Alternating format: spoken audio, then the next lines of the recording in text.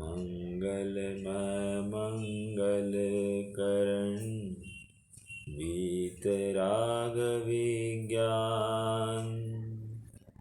नमो ताहि जाते भये अरहंतादि महान। करि मंगल करि हो महा ग्रंथ करण को काज। जाते मिले समाज सब पावे निज पद राज। इस भव तरु का मूल एक जानहु मिथ्या भाव।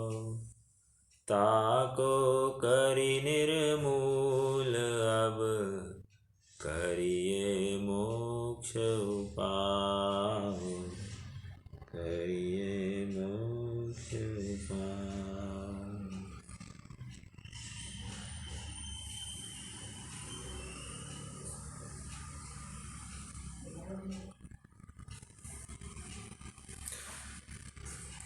निश्चयाभास की विपरीत प्रवृत्ति या स्वच्छंदपना और उसका निषेध, इस प्रकरण के अंतर्गत पहले शास्त्र स्वाध्याय का जो वह निश्चयाभासी जीव निषेध कर रहा था, उस बिंदु का खंडन, उसके पश्चात मात्र आत्मचिंतन करते रहना, इस बिंदु का खंडन, तप व्रत और पूजा, इसका भी जो निषेध चल रहा था, इस बिंदु के ऊपर भी पंडित साहब ने यथा योग्य प्रकाश डाला।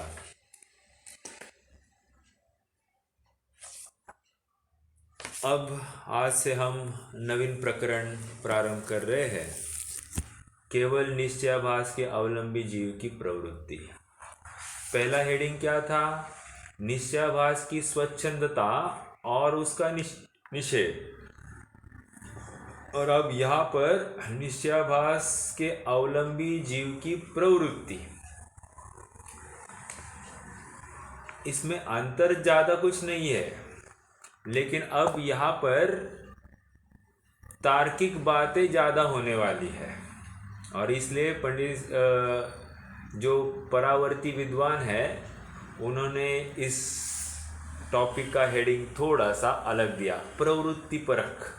जो प्रवृत्ति होती है उसको, और उस प्रवृत्ति को उन्होंने तर्क दिए है कि भाई ये कैसे सही हो सकती है, एक प्रश्न चिन्ह खड़ा किया है। ठीक है, अब देखिए प्रारंभ करते हैं। अब उसी केवल निश्चयालंबी जीव की प्रवृत्ति बतलाते हैं। पहली प्रवृत्ति सुनकर सचमुच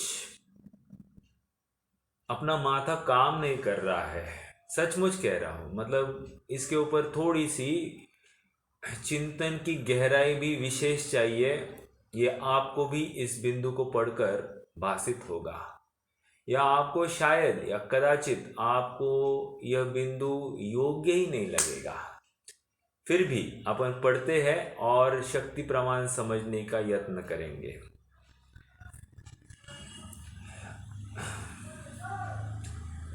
एक शुद्धात्मा को जानने से ज्ञानी हो जाते हैं। क्या है ये बात? निश्चयाभास के अवलंबी जीव की प्रवृत्ति।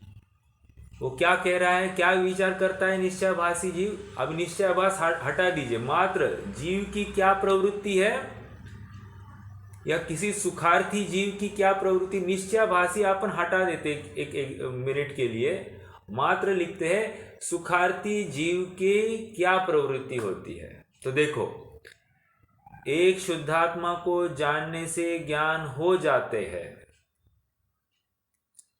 क्या तकलीफ है इसमें?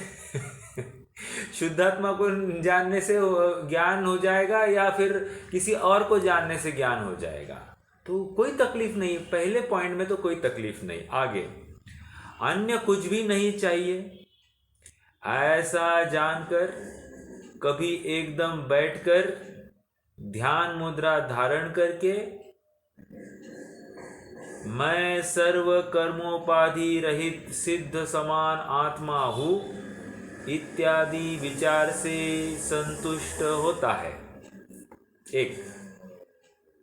दूसरा, नहीं, अभी यहाँ खंडन कर रहे हैं, परंतु यह विशेषण किस प्रकार संभव है ऐसा विचार नहीं है।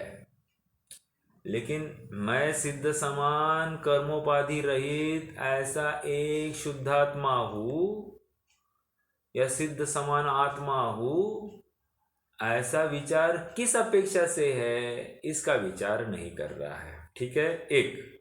अथवा अगला बिंदु, सेकेंड पॉइंट इसी में, मतलब ए और बी, 1A 1B। अब 1B क्या है? अथवा अचल अखंड अनुपमादि विशेषण द्वारा आत्मा को ध्याता है। फिर से अचल, ये किसका गुण है वैसे? भगवान का। हाँ, कौन से भगवान? भगवान दो टाइप के हैं।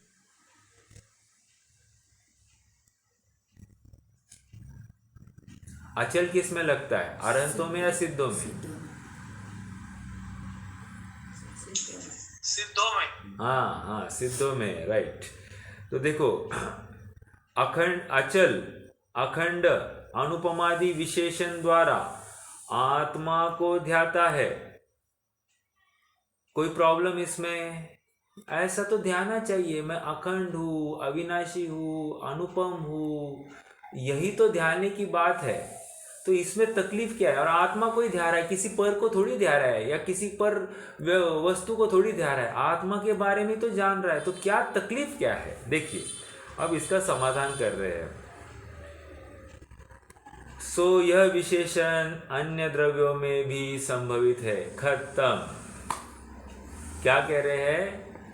यदि तू ऐसा विशेषण से आत्मा का चिंतन करता है तो ऐसा विशेषण अन्य द्रव्यों में, कौन से द्रव्यों में हो सकता है? अचल, अखंड, अनुपम।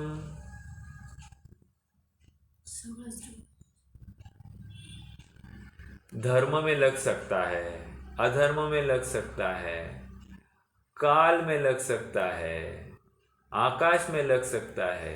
तो इनमें तो डायरेक्टली लग ही रहा है। ओके। और किसी अपेक्षा से परमाणु, अविभागी प्रतिच्छेद वाला जो परमाणु है, जो कभी भी बंध को प्राप्त नहीं हो सकता। वैसे मेरा प्रश्न है, अभी परमाणु का प्रश्न निकला ही है, तो मैंने पूछा नहीं पूछा मुझे याद नहीं, क्या परमाणु का बंध हो सकता है क्या?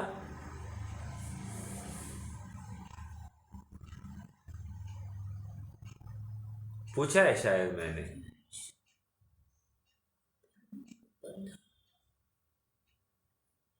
कोई बता सकता है? जैन सिद्धांत प्रवेशिका एक बार फिर से पढ़नी चाहिए सबको, क्योंकि काफी बातें खुल जाएगी फिर से। ये जरूरी बिंदु है। और योग ऐसा है कि अपने इसके ऊपर भी अपने चैनल पर ऑलरेडी जैन सिद्धांत प्रवेशिका के प्रवचन अच्छे डिटेल में है, मतलब श्रेयांश के लिए है, लेकिन अच्छे उसने उनका निरूपण किया है उसमें, तो वहाँ से भी रेफर कर सकते हैं। देखिए मेरा जवाब मैं सुनिए आप।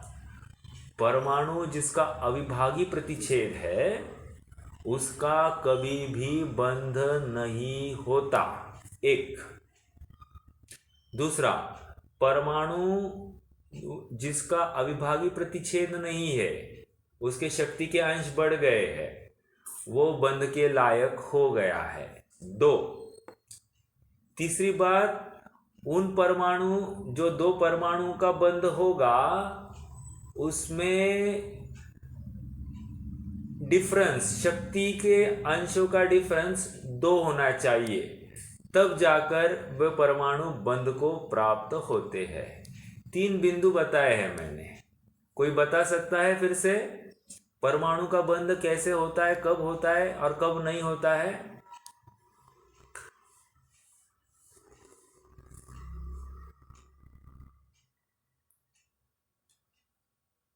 हाँ जी, बता सकते हैं कोई?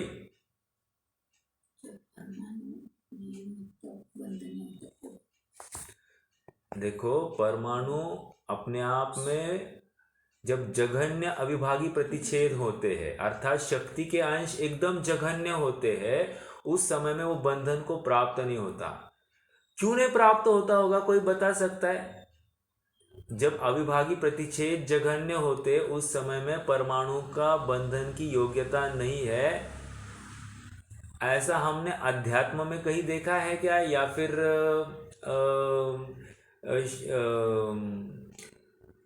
कहा कर्म क्षय की फिलॉसफी में कहीं देखा है क्या?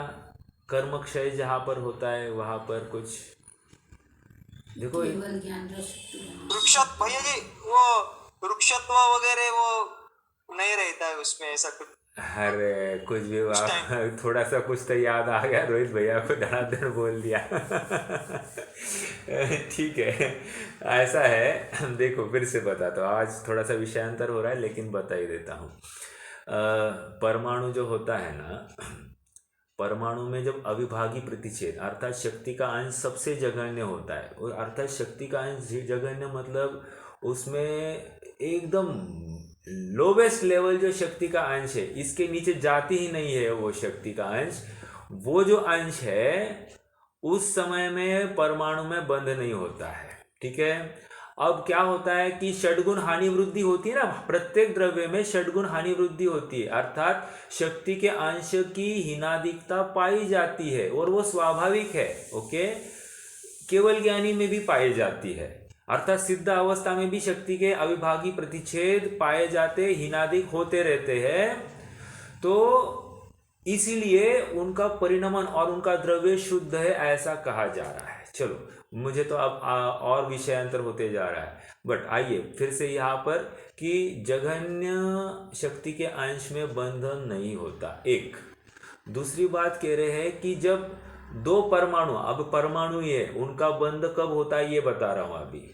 पहली बात क्या कही? दो परमाणु जिनके शक्ति के अंश जघन्य है उनका बंध नहीं होता।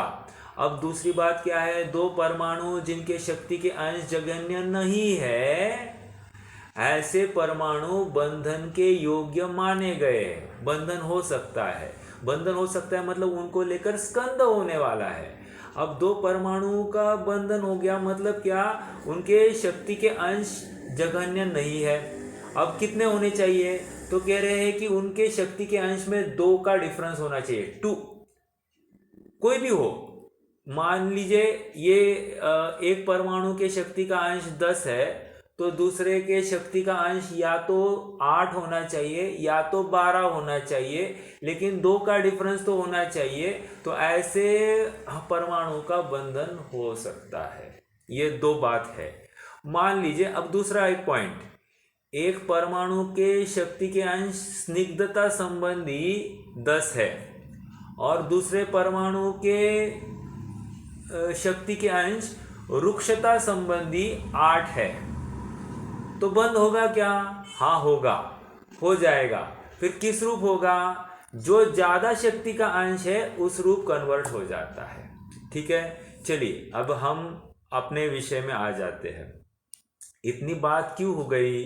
इतनी बात इसलिए हो रही है, मैं अध्यात्म के साथ अपन घटित कर रहे थे ना, जैसे किसी को क्षायिक सम्यक्त्व करना है, राइट? क्षायिक सम्यक्त्व करना है तो उसको क्या करना पड़ता है? त्रिकरण करना पड़ता है। त्रिकरण करने के लिए क्या होता है कि वहाँ पर त्रिकरण के पश्चात जो मिथ्यात्व प्रकृति है उसका सत्व सम्यक मिथ्यात्व रूप कन्वर्ट हो जाता है। फिर सम्यक मिथ्यात्व प्रकृति का सत्व सम्यक तो प्रकृति रूप कन्वर्ट हो जाता है। फिर सम्यक तो प्रकृति का सत्व का भी कांडक होता है। कांडक इस त्रिकरण परिणाम के काल में कांडक कांडक कांडक कांडक कर दिया। अब क्या बचा है? अब कह रहे इतना जघन्य अंश पड़ा है उस सम्यक तो प्रकृति का, तो उसका अब उसको कुछ भी नहीं किया जा सकता, ना कांडक किया जा सकता, कुछ नहीं किया जा सकता। तो उस समय में वो क्या करती है? वो मात्र उदय में आती है, उदय में आती है। तो वो उदय में आने वाली जो सम्यक तो प्रकृति है एकदम सूक्ष्म है, सूक्ष्म मतलब शक्तिहीन हो गई है, वो मात्र उदय में आती है और खिर जाती है। उस उदय को लेकर नवीन बंध नहीं होता है। तो कह रहे हैं न जघन्य गुणानाम, अर्थात जहां पर जघन्य गुण हो, शक्ति के अंश जघन्य हो गए हैं, वहां पर बंधन नहीं होता है। ये सम्यक तो प्रकृति के बारे में बताया। ऐसे का ऐसा चारित्र मोह में सूक्ष्म लोभ के समय में समझना।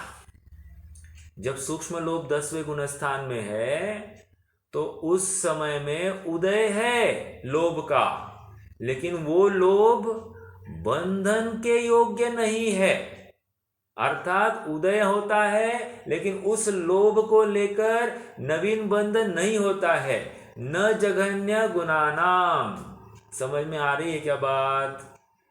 चलो, समझी होगी तो वेरी गुड, नोट करके रखना, क्योंकि ये बहुत ही इंटरेस्टिंग और तात्विक विषय है। ये समझने से अपने को आनंद होता है, और नवीन प्रमेय जो मिला है ना, ये प्रमेय हमारी दृढ़ता जिन तत्वों संबंधी और बढ़ाता है और लॉजिकल लगती है सब बातें, तो लाभ होता है अपने जीवन में।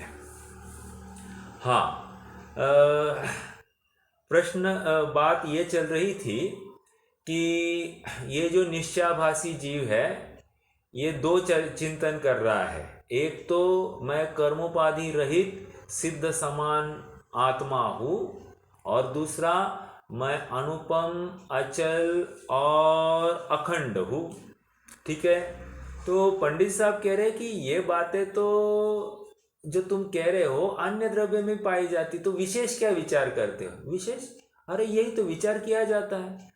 पंडित साहब को कहना है, भैया तुम मात्र बोलते हो ब्ला ब्ला ब्ला ब्ला ब्ला, उसका भाव भाषण है क्या तुमको? मैं सिद्ध समान हूं तो किस अपेक्षा से मैं सिद्ध समान हूं? यदि मैं अचल, अखंड और अनुपम हूं, तो फिर अचल होते हुए तुम चलायमान कैसे हो रहे हो? एक, और अखंड हो तो तुम खंडित होते हुए भी दिखाई देते हो, छोटे बड़े दिखाई देते हो हमको। और तीसरा, अनुपम हो तो तुमको अपनी महिमा नहीं, तुमको तो परद्रव्य, थोड़ा सा नोट कम ज्यादा हो गए तो तुमको आकुलता होती है, तो तुम्हें अपनी अनुपमता कहाँ दिखाई दे रही है? अर्थात फिर भी तुम अनुपम भी दिखाई नहीं देते हो। मतलब तुम जो चिंतन कर रहे हो उससे विपरीत तुम्हारी विचारधारा दिखाई दे रही है। चिंतन धारा एक है और विचारधारा अलग है। चिंतन धारा और विचारधारा में क्या फर्क है? चिंतन धारा मतलब जो बोल रहा है उस अपेक्षा से बोल रहा हो, और विचारधारा मतलब मान्यता क्या है? मान्यता तो एकदम उल्टी है। समझ में आया?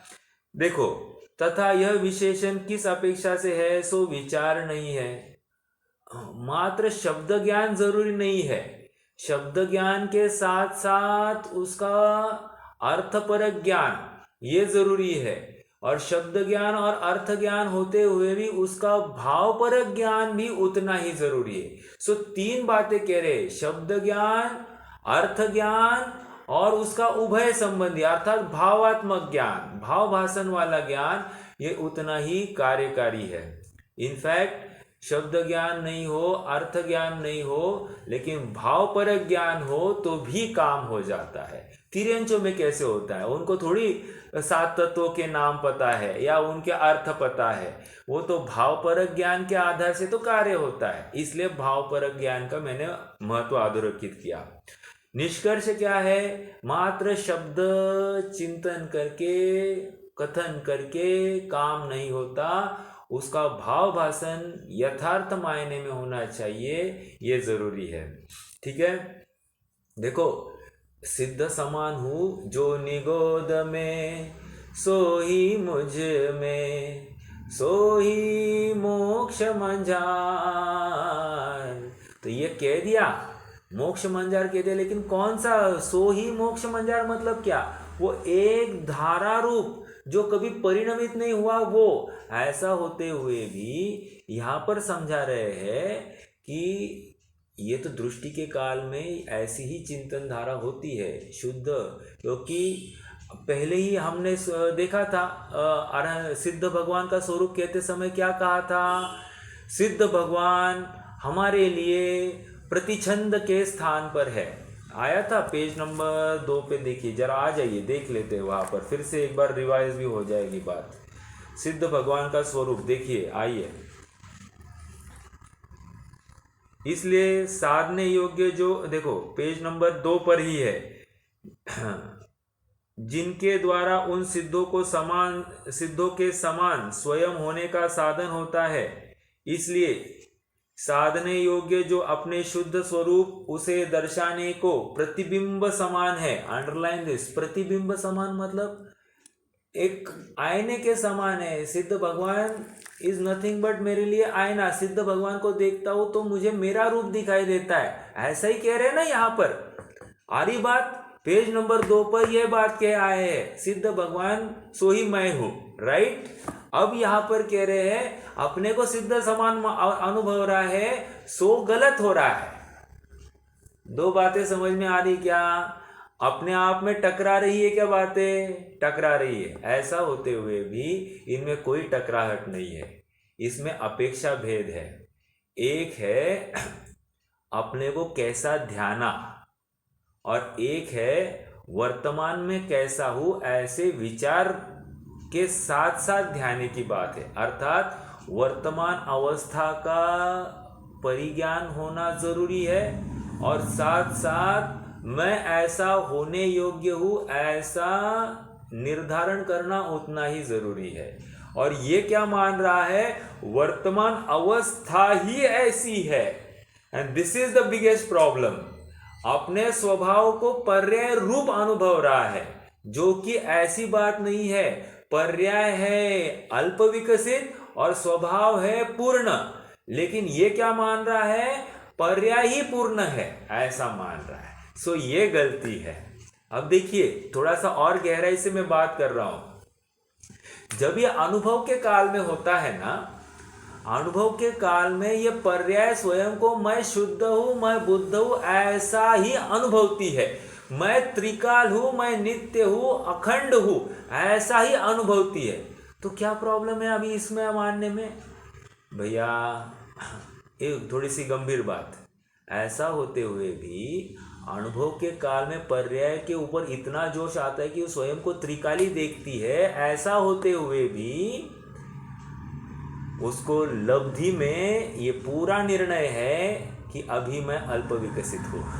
समझ में आया? लब्धि में वो अपने, मैं अभी मनुष्य आयु वाला या मनुष्य गति वाला जीव हूँ, या मेरी ऐसी अवस्था है, ये भी वो स्वयं लब्धि में पड़ी हुई बात है। दूसरी बात, वो स्वयं को प्रमाण का द्रव्य भी देख रही है। अर्थात प्रमाण का द्रव्य मतलब शुद्ध अशुद्ध पर्यायों का पिंड, ऐसा द्रव्य दृष्टि का विषय, वो ऐसा भी स्वयं को देख रहा है। रोहित भैया, वेरी इंपॉर्टेंट टॉपिक, 199 पेज और ये पेज सेम है, ठीक है। तो आपका चूक गया था, इसलिए आपके लिए वो फिर से उठाया मैंने। तो कहने की बात इतनी है कि शुद्ध अशुद्ध पर्यायों का पिंड ऐसा द्रव्य है, और द्रव्य दृष्टि ये हमारे, अर्थात ये प्रमाण दृष्टि वो भूल ही गया है। वो मात्र दृष्टि का विषय लेकर पर्याय को डायरेक्टली वैसा ही अनुभव कर रहा है, जो कि है नहीं वर्तमान में। ऐसा होते हुए अनुभव कर रहा है। और द्रव्य दृष्टि का विषय मतलब यहां पर कह रहे हैं कि शुद्ध अशुद्ध पर्यायों का पिंड। मतलब एक एग्जाम्पल देता हूं, उस दिन भी दिया था, आज फिर से वही एग्जाम्पल दे रहा हूं। मान लीजिए एक पिक्चर की रील है, रील, ओके। अभी रील हो गई है 1.5 घंटा की, 3 घंटे की पिक्चर है।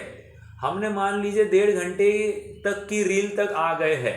अर्थात 1.5 घंटे का रील मतलब मान लीजिए मैं यहाँ पर सामने खड़ा हूँ, मैं बैठा हूँ, ये वो पिक्चर का रील है, ओके। इसके पीछे भी अनेक पर्याय है, अर्थात एक एक शॉट है। इसके आगे भी अनेक पर्याय है, अर्थात वो भी एक एक शॉट है। तो कह क्या रहे हैं, अब पूर्व की जो कोई अवस्थाएं है वो इस रील में है कि नहीं है। आगे की जो कोई अवस्थाएं है वो इस रील में है कि नहीं है। बराबर, अर्थात तभी तो वो पिक्चर कहलाएगा। वैसे ही अब एक द्रव्य का विचार करना, द्रव्य में एक वर्तमान पर्याय है, राइट, भूतकाल की भी पर्याय है, ओके, भविष्यकाल की भी पर्याय है। ये त्रिकालवर्ती एक द्रव्य है, ओके। यदि आप मात्र द्रव्य को शुद्ध अंश ही लेंगे तो आपने द्रव्य को खंडित कर दिया है, और खंडित द्रव्य कभी अनुभव में नहीं आ सकता। अखंड द्रव्य ही अनुभव का विषय हो सकता है, यह महत्वपूर्ण बात। इसलिए द्रव्य तो शुद्ध अशुद्ध पर्यायों का पिंड, जैसे महावीर है, अब महावीर की अवस्था का जो जीव है वो स्वयं को कैसा अनुभव करेंगे? मारीची, पुरुरवा भील, मारीची, त्रिपृष्ठ नारायण, फिर वो देव आदि तापसी सब हो गया, उसके बाद में वो सिंह, ऐसी सब अवस्थाओं में वो स्वयं को एक अखंड अनुभवता है। मतलब शुद्ध अशुद्ध पर्यायों का पिंड और भविष्य की सिद्ध अवस्था, वो भी स्वयं को प्रमाण के माध्यम से वो अपने को स्वीकारता है। ये मेरा द्रव्य है त्रिकाल। ऐसा देखता हुआ भी जब वो दृष्टि करेगा अनुभूति के लिए, उस समय तो वो शुद्ध अंश के ऊपर ही दृष्टि करता है। प्रमाण का द्रव्य फिर क्या हो गया? प्रमाण का द्रव्य है बैक एंड में, लब्धि में पड़ा है, और उपयोग में व्यापार रूप उसकी दृष्टि मात्र शुद्ध अंश पर है। ऐसी स्याद्वाद परक या अनेकांतात्मक दृष्टि परक ही इसको अनुभूति संभव है।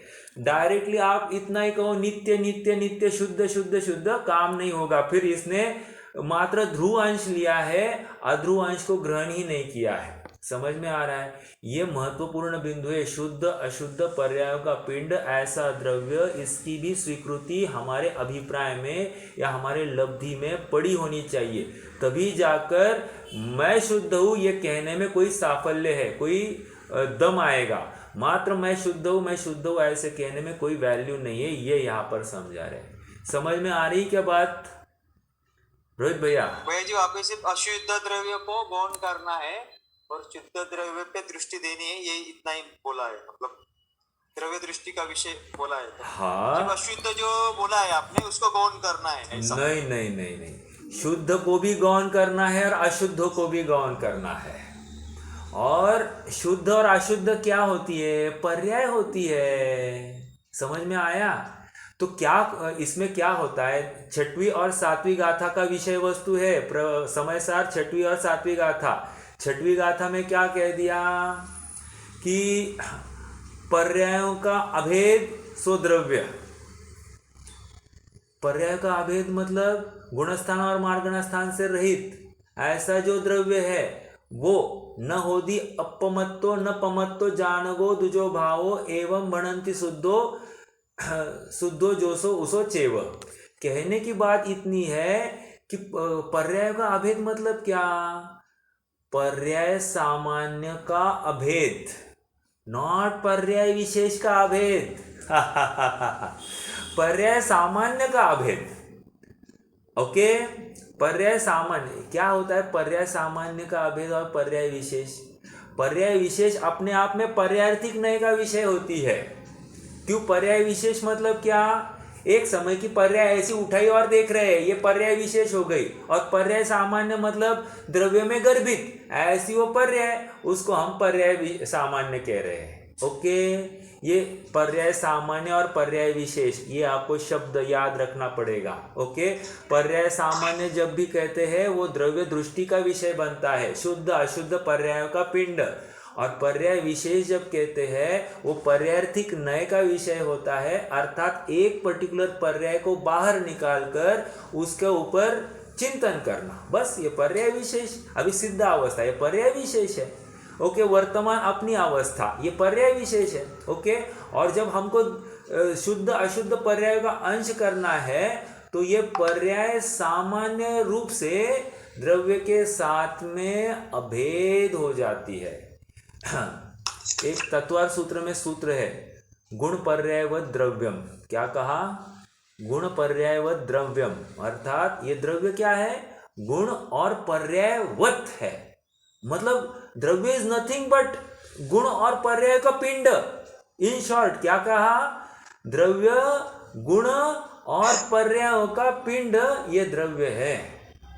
तत्वार सूत्र समझना पड़ेगा, 5वां अध्याय। यही बात पंचास्तिकाय में आ गई है, जिसको कुंद कुंद शतक में कहा है कि द्रव्य पर्याय बिना हो नहीं सकता और पर्याय द्रव्य बिना हो नहीं सकती, दोनों अव्यतिरिक्त है।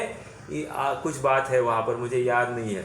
वैसे ही गुण बिना द्रव्य हो नहीं, ऐसी भी एक गाथा है। तो ये दोनों अव्यतिरिक्त है, ऐसी बात आ गई है। ये अभी आप जस्ट चेक करना, लेकिन पंचास्तिकाय संग्रह की ये गाथा है।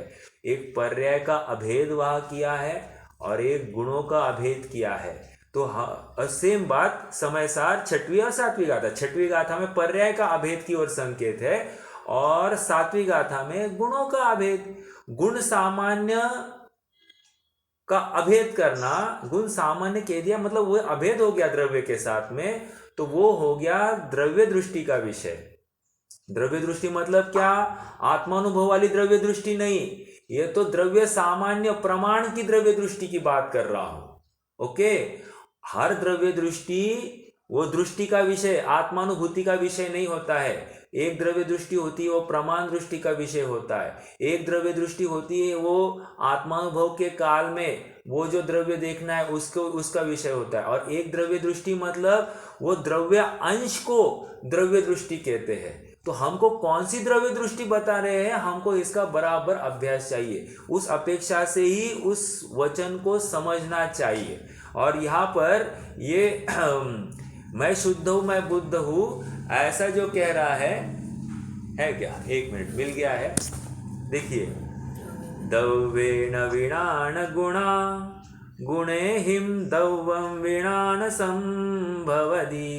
ये समझ में आ रहा है क्या? फिर से कहता हूं, दव्येन विणान गुणा, द्रव्य के बिना गुण नहीं हो सकते। एक अब उल्टी इसकी अपोजिट बात, गुणे हिम दव्यम विणान संभवति, और द्रव्य भी गुण के बिना संभव नहीं है।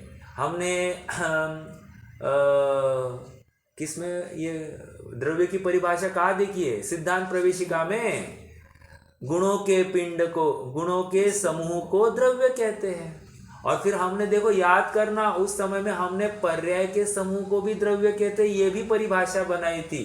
फिर वहां पर कहा था जो द्रव्य के सर्व अवस्थाओं में और सर्व भागों में पाया जाता है उसको गुण कहते हैं।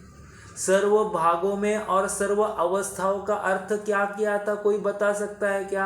आज चलने वाली क्लास कौन सी? सिद्धांत प्रवेशिका। जो द्रव्य के सर्व अवस्थाओं में और सर्व भागों में पाया जाता है उसको गुण कहते हैं। मेरा प्रश्न है, सर्व अवस्था किसको कहेंगे और सर्व भाग उसमें क्या कहेंगे? बोलिए कोई। सर्व अवस्था माने भूत, भविष्य और वर्तमान। हाँ, ये तीनों अवस्था, और सर्व भागों में यानी सर्व प्रदेशों में आएगा। हाँ बिल्कुल, बहुत अच्छा, आपने बहुत अच्छा प्रयास किया। सर्व अवस्था मतलब पर्यायों का अभेद सो द्रव्य एक, और सर्व भाग मतलब क्षेत्र तो है ही है और उसके गुण इंपॉर्टेंट इज गुण। क्यों? क्योंकि गुण भी तो सर्व भागों में। देखो, एक और याद रखना, वेरी इंपॉर्टेंट पॉइंट, ये बात आप सुनना, कहीं भी आप कितने भी शिविरों में जाइए ये बातें नहीं मिलेगी, ये कक्षाओं में ही मिलती है। इसलिए कक्षाओं का अपना स्वतंत्र लाभ होता है। जैसे अब गुण जो क्षेत्र जैसा तिर्यक होता है ना, वैसे गुण भी तिर्यक होते। तिर्यक मतलब फैले हुए सर्व भागों में बसे हैं। ओके, और पर्याय होती है एक के बाद एक, क्रमवर्ती, वो होती है ऊर्ध्व। वो एक होता है ऊर्ध्वता सामान्य और एक होता है तिर्यक सामान्य। तिर्यक सामान्य गुण और प्रदेशों को तिर्यक सामान्य कहा जाता है और पर्यायों को ऊर्ध्व सामान्य और ऊर्ध्व विशेष बताया जाता है। यह महत्वपूर्ण बात हुई। कोई रिपीट करेगा तो मैं मानूंगा कि आपको कुछ बात समझ में आई है। रिपीट कीजिए, कोई ना कोई तो रिपीट कीजिए। भैया, हाँ, गुण और प्रदेश ये तिर्यक सामान्य रहेंगे। राइट, हाँ, अरे फैले हुए रहेंगे। बिल्कुल, और पर्याय जो है वो ऊर्ध्व यानी क्रमवर्ती रहेगी। राइट, ऐसा है। गुड गुड, बहुत अच्छा बहुत अच्छा। इसी को अब देखो, ऊर्ध्वता सामान्य मतलब, ऊर्ध्वता सामान्य मतलब वर्टिकल लिया है ना। ऊर्ध्वता सामान्य मतलब पर्याय का अभेद द्रव्य के साथ करके हमने उसको अखंड त्रिकाली द्रव्य ही देख लिया। हमने एक एक पर्याय चुन चुन के नहीं निकाली। जो मार्गणास्थान गुणस्थान क्या करता है, एक एक पर्याय चुन चुन कर निकालता है और कहता है ये एक पहला गुणस्थान, ये दूसरा गुणस्थान, ये तीसरा गुणस्थान, या फिर ये तिर्यंच गति का जीव, ये नरक गति का जीव, ये सम्यक दृष्टि, ये मिथ्या दृष्टि, ये संयमी, ये असंयमी आदि आदि, वो जितने भी ये मनु पुरुष वेद, ये नपुंसक वेद, आदि आदि सब वो एक एक पर्याय को चुन चुन के निकालता है ना। वो तो पर्याय का विशेष, ऊर्ध्वता विशेष हो गया। ओके। और जब ऊर्ध्वता सामान्य होती है उसमें हमको ऐसी एक विशिष्ट पर्याय दिखती नहीं, हमको एक अखंड द्रव्य ही दिखता है। माला कैसी दिखती है, माला में एक एक मणि देखा तो वो हो गया ऊर्ध्वता सामान्य। और माला अखंड माला ही दिखी हमको, उसमें कुछ भी गुण बिन दिखे नहीं, कुछ अवस्था दिखी नहीं, उसको कहेंगे ऊर्ध्वता सामान्य। ठीक है, ये ऊर्ध्वता की हो गई बात। अब गुण सामान्य मतलब क्या, कह रहे आत्मा में ज्ञान गुण है, दर्शन गुण है, सुख गुण है, वीर्य गुण है, तो ये गुण विशेष हो गई। क्या हो गए, एक एक गुण चुन चुन के निकाला हमने एक ही द्रव्य में से, तो कह रहे ये तो गुण विशेष हो गया। और गुण विशेष अपने आप में विकल्प होता है, इसलिए गुण विशेष करना नहीं, गुण सामान्य करना। गुण सामान्य मतलब क्या, गुण सामान्य मतलब गुण का और द्रव्य के साथ अभेद ऐसा देखना। तो जैसे उस माला में सफेदी है या फिर उसके कोई आकार प्रकार है, ये जितने भी गुण पाए जाते हैं, वो कह रहे हैं कि ये हमको वो दिखाई नहीं दे रहा, हमको अखंड माला ही दिखाई दे रही है, तो ये अपने आप में गुण सामान्य हो गया, अर्थात तिर्यक सामान्य हो गया। दो बातें कही, गुण सामान्य कहो, तिर्यक सामान्य कहो। तिर्यक सामान्य और ऊर्ध्वता सामान्य ये दोनों मिलकर द्रव्य बनता है। ठीक है, और तिर्यक विशेष और ऊर्ध्वता विशेष ये दोनों मिलकर पर्याय बनते हैं। फिर से बताओ, गुण सामान्य और ऊर्ध्वता सामान्य ये मिलकर द्रव्य बनता है, और गुण विशेष और पर्याय विशेष या ऊर्ध्वता विशेष या तिर्यक विशेष ये मिलकर पर्याय बनती है। समझ में आया? इसलिए मैंने उस दिन एक बात कही थी, आप सबको याद होगी, आज आपको थोड़ी सी बात और समझ में आएगी। देखो, जो द्रव्य को विषय बनाए उसको द्रव्यार्थिक नय कहते हैं, और जो पर्याय को विषय बनाए उसको पर्यायार्थिक नय कहते हैं। लेकिन हमको तो मालूम है द्रव्य, गुण और पर्याय ये तीन चीजें हैं, तो हमने अभी दो की डेफिनेशन की। जो द्रव्य को विषय बनाए उसको द्रव्यार्थिक नय का विषय कहते हैं, जो पर्याय को विषय बनाए उसको पर्यायार्थिक नय का विषय कहते हैं। तो प्रश्न ये खड़ा किया गया, गुण भी तो है ना भैया, तो गुण का क्या किया?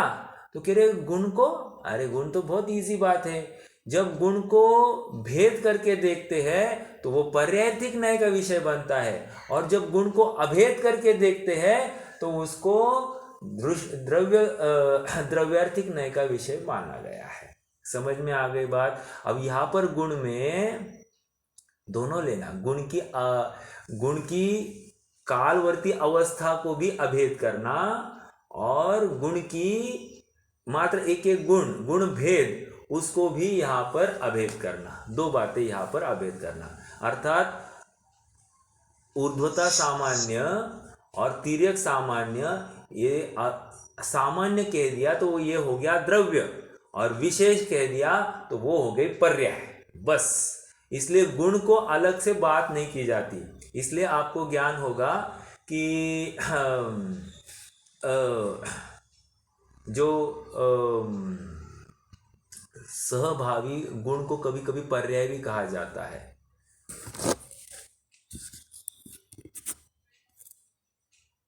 छठवीं सातवीं गाथा तो आज की ये विषय वस्तु आपको बहुत मदद करेगी, ठीक है।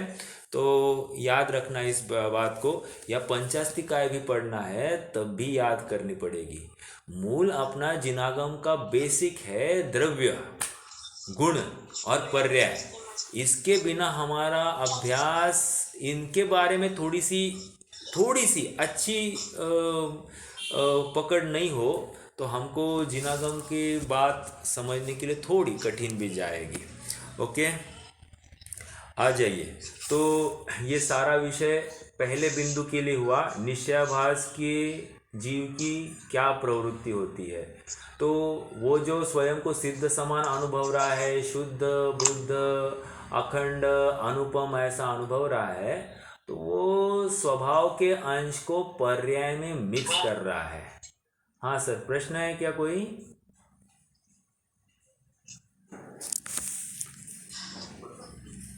शायद किसी का माइक चालू है। प्रश्न है तो कर सकते, नहीं तो म्यूट कर दीजिए माइक को आपने। हाँ जी, हाँ, तो क्या कह रहा था, ये जो जीव है ये स्वयं को अपने स्वभाव को वर्तमान में पर्याय रूप अनुभव रहा है, और ये इसकी गलती है। और उसकी पर्याय वैसी विकसित हुई नहीं है, ये दूसरी गलती है। अल्प विकसित पर्याय है और ये सर्वथा अपने ध्रुव अंश को पकड़ कर ही पर्याय रूप अनुभव रहा है, और पर्याय को वर्तमान पर्याय को उड़ा दिया है। ओके, और ये इसकी गलती है। आइए अब दूसरी इसकी भूल देखो, और ये देखिए नीचे लाइन लिखिए, तथा कदाचित, अंडरलाइन दिस लाइन, बहुत इंपॉर्टेंट बात है। तथा कदाचित सोते बैठते जिस तिस अवस्था में ऐसा विचार रखकर अपने को ज्ञानी मानता है। मतलब मैं शुद्ध हूँ, मैं बुद्ध हूँ, उठते बैठते सोते हुए भी, करवट भी बदल रहा है ना, तो भी वो कहेगा मैं शुद्ध हूँ, मैं बुद्ध हूँ। यस, अनुभवता है, ऐसा अनुभवता है मतलब कहता है। लेकिन तकलीफ क्या है, वर्तमान को ग्रहण नहीं किया है इसने, और त्रिकाल का स्वभाव निर्णय नहीं किया है। त्रिकाल कैसा स्वभाव है इसका भी निर्णय नहीं किया है, और प्रमाण का द्रव्य तो समझा नहीं है। तो सब में आधी अधूरी जानकारी को लेकर ये मैं शुद्ध हूँ, मैं बुद्ध हूँ ऐसे करने में प्रवृत्ति कर रहा है, ठीक है। और इसलिए इसकी भूल है। ये और एक बात समझना, ये जीव बहुत प्रामाणिक है। हाँ, प्रामाणिक मतलब सचमुच वो सुखी होना चाहता है, लेकिन शॉर्टकट से सुखी होना चाहता है। समझ में आया? जैसे आजकल सबकी प्रवृत्ति ने शॉर्टकट में अमीर बनना है, मेहनत का कहीं ये नहीं है, तो उसी प्रकार ये भी जीव है ना, थोड़ा सा शॉर्टकट में सुखी होना चाहता है। और तकलीफ यही है, शॉर्टकट में मुझे थोड़ा समझा, ज़्यादा समय नहीं, थोड़ा समझा, थोड़े में एकदम पूरा जिनागम समझ, थोड़े में तो फिर इसने थोड़े में मैं शुद्ध हूँ, मैं बुद्ध हूँ, एक अपने आत्मा को जानने में ही सुख की प्राप्ति होती है, आत्मा के अलावा अन्य कहीं भी सुख नहीं है, इतना ही वो समझ गया है, और इससे इसको निश्चयाभास हो गया है, ठीक है। ज़्यादा अल्प भी समझना, उथळ पाण्याला खळखळाट जास्त, अर्थात यहाँ पर फिर जो पानी गहरा नहीं होता है तो गंभीरता नहीं होती है। इसलिए अभ्यास भी गहराई में होगा तो कार्यकारी होता है। ऊपरी जो कोई अभ्यास होता है वो अच्छा फल नहीं देता है, फिर ऐसा निश्चयाभास जैसा फल इस जीव को मिल जाता है, ठीक है। तो ये बात यहाँ पर आ गई महत्वपूर्ण। सोते बैठते जिस तिस अवस्था में ऐसा विचार रखता है, मैं शुद्ध हूँ, मैं बुद्ध हूँ, अखंड हूँ, अनुपम हूँ, अपने को ज्ञानी मानता है, ऐसा बस इतना चिंतन करो तो मैं ज्ञानी, ऐसा मानता है। सेम वो अद्वैत ब्रह्म जैसी उसकी कल्पना है, वहाँ पर भी जो ज्ञान योगी जीव है वो भी अपने आप को ऐसा ही शुद्ध बुद्ध मानता है, नित्य मानता है, और ये भी ऐसा ही मान रहा है, ठीक है। चलिए अब दूसरा बिंदु यहाँ पर खड़ा हो रहा है। दूसरा बिंदु क्या है कि ज्ञानी के आश्रव बंध नहीं है, ऐसा आगम में कहा है। और ऐसा आगम में कहकर क्या हुआ है, ये स्वच्छंद हुआ है। स्वच्छंद इस स्तर का स्वच्छंद हुआ है कि अपने को बंद ही नहीं होता ना, छोड़ो ना, टेंशन लो, विषय भोग में फिर प्रवृत्ति हो रहा है। चारवाक जैसी इसकी प्रवृत्ति हो गई है। ठीक है, चारवाक जैसी। चारवाक क्या, खाओ पियो ऐश करो, ओके। तो बस इस जैसी इसकी प्रवृत्ति है। और वर्तमान में पूरा पापाचरण में प्रवृत्ति हो गई, विषय भोग में ही प्रवृत्त है। ठीक है, और थोड़ा सा समझना, इसने कौन सा छंद पढ़ा है मालूम है? इसने पढ़ा है बनारसी दास जी को। और बनारसी दास जी ने एक समयसार नाटक में बंद अधिकार में, बंद द्वार में उन्होंने एक छंद लिखा है। छंद बहुत ही मार्मिक है। मैं उस छंद को सुनाता हूँ, आप पकड़ने की कोशिश करना, बहुत इंटरेस्टिंग लगेगा। ये किसकी बात कर रही है? दूसरा बिंदु जो है अपन अभी पढ़ने जा रहे हैं, क्या है कि ज्ञानी के आश्रव बंध नहीं होते, और इसलिए विषय भोग से भी उसको बंध नहीं होता। ज्ञानी के सारे भोग निर्जरा के हेतु है। ओके, ये बंध अधिकार में ये बात उसने पढ़ी है। ठीक है, कि बंध होता ही नहीं ज्ञानी को, अज्ञानी को होवे सो होवे, ज्ञानी को नहीं होता। और मैं तो ज्ञानी हूँ, ऐसा इसको भ्रम हुआ है। क्यों ज्ञानी क्यों हूँ? क्योंकि कैसे अनुभव कर रहा है, मैं शुद्ध हूँ, मैं बुद्ध हूँ। ओके, इसलिए इसको अब इसका कैसे भ्रम हुआ है, क्या पढ़ा है इसने, मैं उस बिंदु को हाईलाइट कर रहा हूँ। कर्म जाल वर्गणा सो जग में न बंधे जीव, बंधे न कदापि मन वच काय जोग सो। देखो पहली बात क्या कहा, कर्म जाल वर्गणा सो जग में न बंधे जीव। क्या है इसका अर्थ? कर्म जाल रूपी वर्गणाएं है, वर्गणा से जीव कभी बंधा नहीं जा सकता। एक दूसरा कह रहे हैं, बंधे न कदापि मन वच काय जोग सो, योग भी बंध का कारण नहीं है। दो, ठीक है। तीसरी बात, चेतन अचेतन की हिंसा सो न बंधे जीव। चेतन अचेतन की हिंसा से बंधे नहीं। ये कोई एक्सप्लेन कर सकता है कि इस बात को, चेतन की हिंसा और अचेतन की हिंसा? एक अचेतन तो एक चेतन तो आया है अपने क्लास में, लेकिन अचेतन की हिंसा क्या है? जो चेतन नहीं वे सब अचेतन, ऐसी बात है। चलो, मुझे तो आप कोई एक्सप्लेनेशन दे सकता है, चेतन की हिंसा और अचेतन की हिंसा क्या होती है? आज प्रिया भाभी नहीं है शायद, है ना? भाव हिंसा भैया जी, चेतन हाँ, भाव हिंसा है क्या?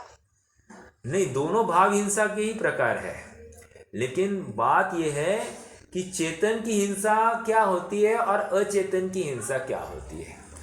चेतन की हिंसा का विषय क्या है और अचेतन की हिंसा का विषय क्या है, ऐसा मुझे भैया जी, जो मोहराग देश कशा जो होता है वो चेतन की हिंसा बोल? नहीं, दोनों में मोहराग द्वेष है, दोनों में मोहराग द्वेष है।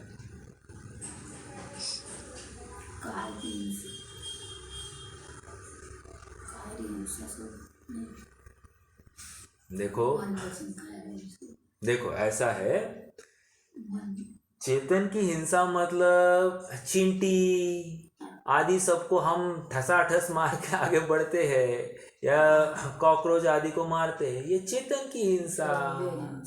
ओके, दूसरी है अचेतन की हिंसा। ना व्हाट इज अचेतन समझना, ये बहुत गंभीर है। चरणानियो पूरा इस अचेतन की हिंसा के ऊपर खड़ा है। अचेतन की हिंसा मतलब, मान लीजिए एक बिस्किट है, बिस्किट तो हम खाते नहीं, लेकिन एग्जाम्पल के लिए, बीच में हम जब छोटे थे उस समय में ना अनेक ऐसे बिस्किट आते थे, मछली के आकार के, या फिर ऐसे अनेक आकार के ना बिस्किट्स आते थे। ओ मैं मछली खा रहा हूँ, ऐसा खा रहा था। ओ मतलब ये क्या है? वो चेतन नहीं है, वो अचेतन है। अब बिस्किट खा रहा है, बिस्किट खाते हुए उसको मछली खाने का पाप लग रहा है, अचेतन की हिंसा। अब मैंने ये एक एग्जाम्पल दिया। अब मान लीजिए अपने कपड़े पर, या फिर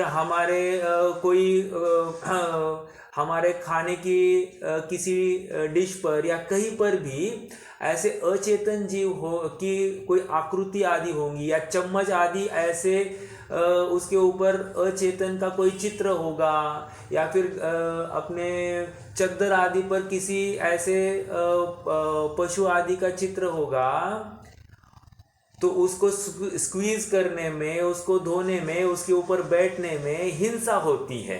ये अचेतन की हिंसा एक, ओके, अचेतन की हिंसा। इसलिए शील के 18,000 दोष कहे ना, 18,000 दोष, उसमें जो अचेतन स्त्री, इसका भी निषेध किया है। अचेतन स्त्री मतलब क्या? मात्र फोटो हो किसी स्त्री का या किसी नग्न अवस्था वाली स्त्री का, तो भी वो भी शील में दोष खड़ा करता है। समझ में आ रही है बात? तो ये अचेतन की हिंसा, अचेतन की हिंसा। अब आ जाइए अपने विषय में। देखो एक एक बिंदु को समझना कितना जरूरी है। मतलब हम गाते हैं, धुन एकदम अच्छी लगती है, लेकिन भाव भाषण नहीं होता, पकड़ते नहीं है शब्द को, और शब्द को पकड़ने बिना हमारी गहराई नहीं बढ़ेगी। ये बहुत महत्वपूर्ण बिंदु है। देखो, चेतन अचेतन की हिंसा सो न बंधे जीव। अब अगली बार आप जब पढ़ोगे तो आपको भाव भाषण होगा कि नहीं, वो भाव भाषण जरूरी है। अचेतन की हिंसा क्या होती है, ओके। ये तीसरा बिंदु हो गया। पहला बिंदु क्या था? कर्मजाल वर्गणा सो जग में ना बंधे जीव। कर्मजाल वर्गणा से बंध का कारण नहीं होती, योग बंध का कारण नहीं। दूसरा, तीसरा, चेतन अचेतन पदार्थों की हिंसा, ये बंध का कारण नहीं है। 3। अब चौथा, बंधे न अलख पंच विषय विष भोग रोग सो। क्या कह रहे? बंधे न अलख, अलख मतलब आत्मा। आत्मा पंचेंद्रिय के विषयों के भोगने से वो बंधता नहीं है। ओ ग्रेट, विषय भोग में बंध नहीं है। सबने सुना क्या? तो कह रहे हैं ये मतलब विषय भोगों को भोगने में बंद नहीं है। एक छुट्टी छुट्टी, चलो सब घूमने के लिए, पार्टी टाइम। आगे तो कह रहे हैं सब पंचेंद्रिय के विषय भोग से बनता नहीं। जिनागम में आई ये बात। आगे 4 बिंदु हो गए। 5वां, कर्म सो। अब ये 4 बिंदु को लेकर उन्होंने उदाहरण दिए हैं। पहले बिंदु क्या था? कर्मजाल वर्गणा। कर्मजाल वर्गणा बंध का कारण नहीं। कैसे? उदाहरण क्या है? सिद्धों के आसपास अनंत कर्मजाल वर्गणाएं हैं, लेकिन उनको कोई भी बंद नहीं हो रहा है। ग्रेट, तो सिद्ध को बंद नहीं हो रहा है कर्मजाल वर्गणा से। दूसरा कह रहे योग देखो, अरहंत भगवान को योग है और उनके योग दिखाई नहीं दे रहा, इसका मतलब योग से बंद नहीं होता। 2। तीसरी बात क्या कह रहे हैं? चेतन अचेतन की हिंसा। देखो, साधु चलते हैं, उनके पैर के नीचे जीव मरते भी होंगे, आदि आदि बहुत सी बातें होती है, लेकिन उनको बंद नहीं होता है। अरे वाह, तो इसलिए जीव की हिंसा से भी बंद नहीं हुआ। तीसरी बात। और चौथी बात कह रहे हैं कि हिंसा सो अबंध साधु ज्ञाता विषय भोग सो इत्यादि वस्तु के मिलाप से न बंधे।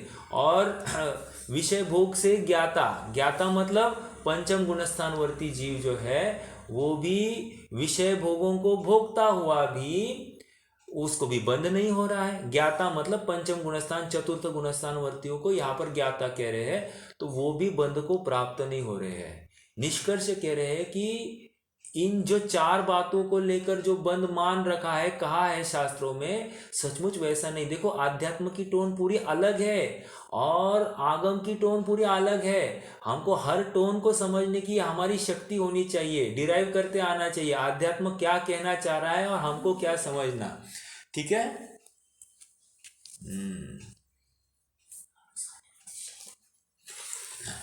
तो ये बात यहाँ पर आ गई। कहने की बात इतनी है कि इस जीव ने यहाँ से, इस छंद से ये बात समझी है कि विषय भोगों से बंध नहीं होता है।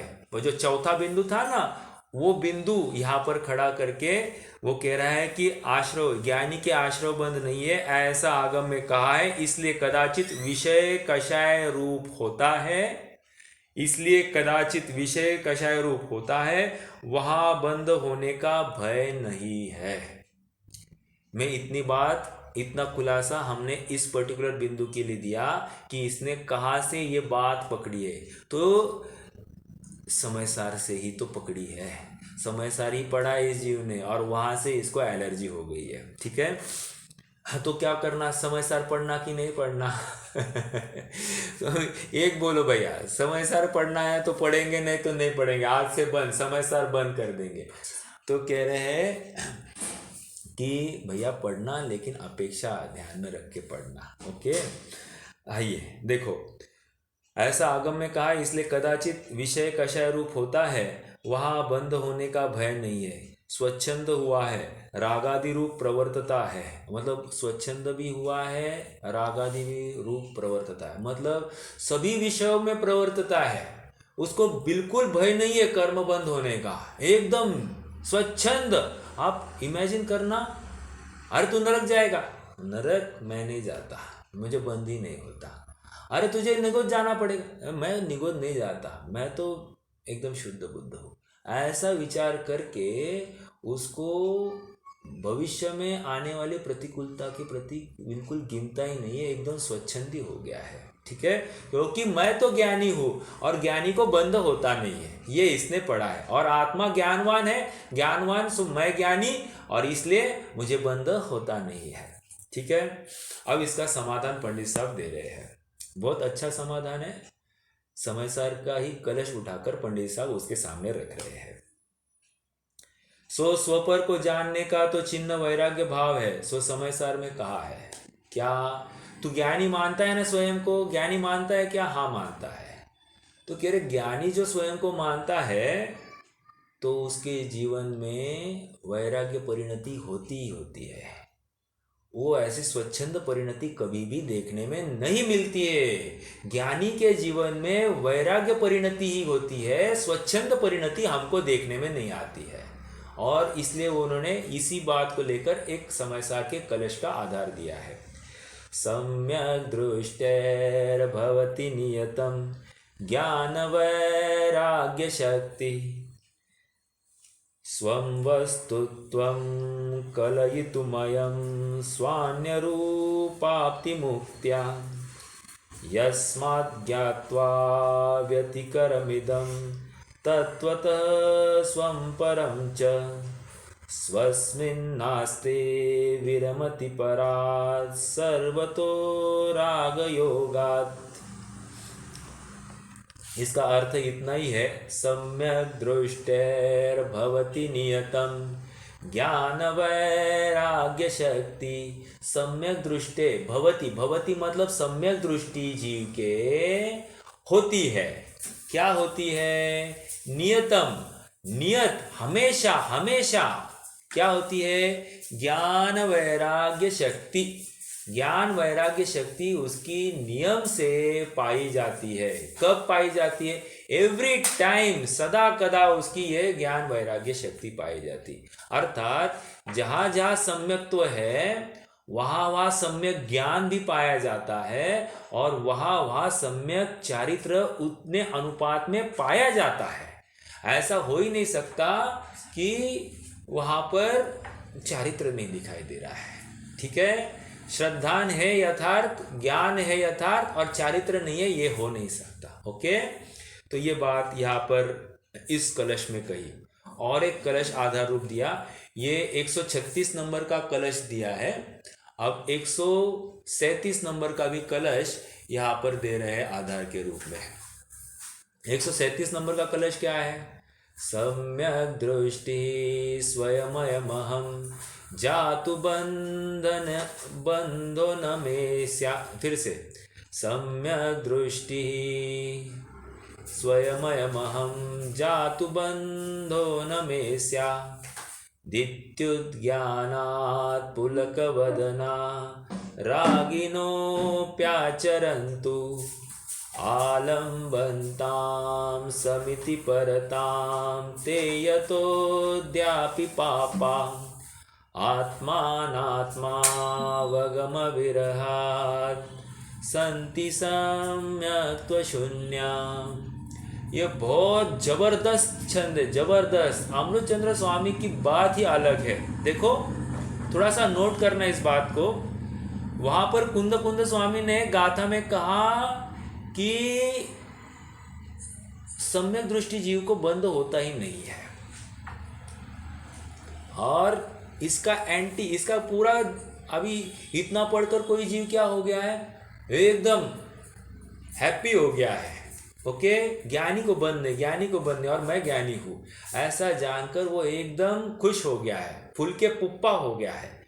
तो कह रहे हैं कि इमीडिएटली अमृतचंद्र स्वामी ने उसकी हवा उतार दी, कह दिया कम हियर। तो स्वयं को ज्ञानी समझता है। तो बता मुझे क्या कह रहे हैं। देखो, सम्यक दृष्टि स्वयमयमहं जातु बंधनो में, स्वयमयमहं जातु बंधो न मे स्या।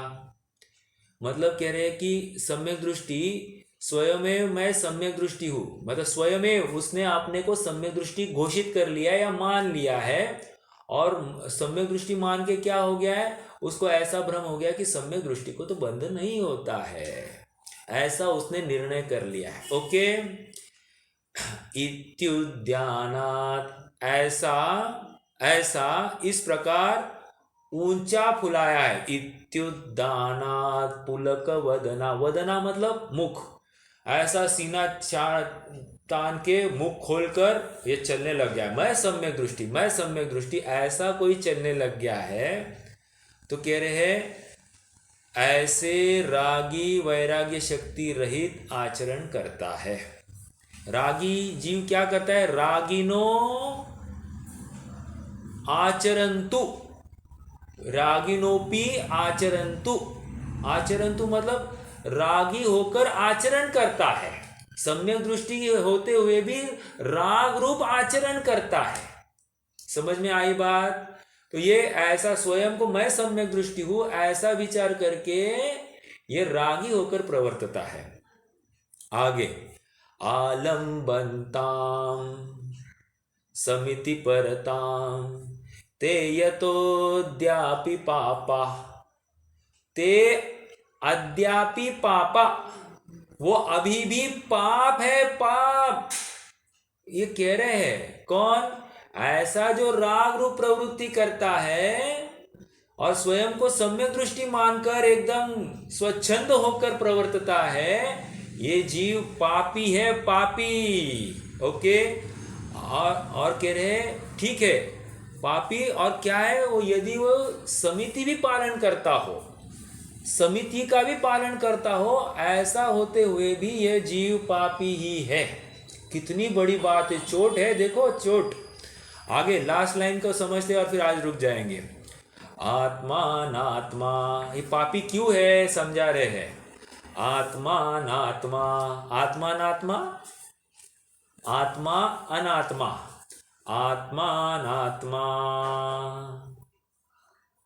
वगम विरहा, आत्मा अनात्मा का अवगम, अवगम विरहा, अर्थात आत्मा अनात्मा का अवगम परिज्ञान, विरहा विरहित, संति होता है, अर्थात आत्मा अनात्मा के यथार्थ ज्ञान से विरहित होने से सम्यक्त्व शून्य, वो सम्यक्त्व से शून्य है, सम्यक दृष्टि नहीं है, उसको भ्रम हो गया है मैं सम्यक दृष्टि हूं। समझ में आया। अर्थ पढ़ते हैं। स्वयमेव यह मैं सम्यक दृष्टि हूं, मेरे कदाचित बंध नहीं है। पेज 207। इस प्रकार ऊंचा फुलाया है मुंह जिन्होंने, ऐसे रागी वैराग्य शक्ति रहित आचरण करते हैं तो करो, तथा 5 समिति की सावधानी की अवलंबन लेते हैं तो लो, परंतु वे ज्ञान शक्ति बिना आज भी पापी ही है। यह दोनों आत्मा अनात्मा के ज्ञान रहित पने से सम्यक्त्व रहित ही है। एक बार छंद पढ़ते हैं। सम्यक दृष्टि स्वयमयमहं जातु बंधनो में स्या दित्युत ज्ञानात् पुलकवदना रागिनोऽप्याचरन्तु आलम्बन्तां समिति परतां ते यतोऽद्यापि पापा आत्मानात्मावगमविरहात् सन्ति सम्यक्त्वशून्या आत्मानात्मावगमविरहात् सन्ति सम्यक्त्वशून्या। ये जबरदस्त लाइनें आप थोड़ा सा कंठपाठ कर दीजिए, इस छंद का लाभ हो जाएगा। अपना जीवन निहाल करना है तो कहीं ना कहीं ऐसे छंदों को याद करना पड़ेगा, ठीक है। अब अगला प्रश्न बहुत भारी है, उसने बहुत जबरदस्त तर्क उठाया है। ऐसा कह रहे ना तुम, सम्यक दृष्टि की वैराग्य शक्ति है तो भरत की किधर थी? भरत तो 96,000 6 खंड लड़ाई युद्ध, राम लक्ष्मण रावण ज्ञानी है और युद्ध कर रहे, टुकड़े टुकड़े कर दूंगा, एक ने एक की स्त्री हरी, आदि आदि सब बातें दिखाई दे रही है और तुम उनको वैराग्य शक्ति बोल रहे हो। हमको ये बात जची नहीं माय लॉर्ड, आप हमको इसके बारे में खुलासा करो। इसका खुलासा आज की सभा सस्पेंड, कल की सभा में हम इसका उत्तर देंगे, ठीक है। रुकते हैं। जिनवानी स्तुति।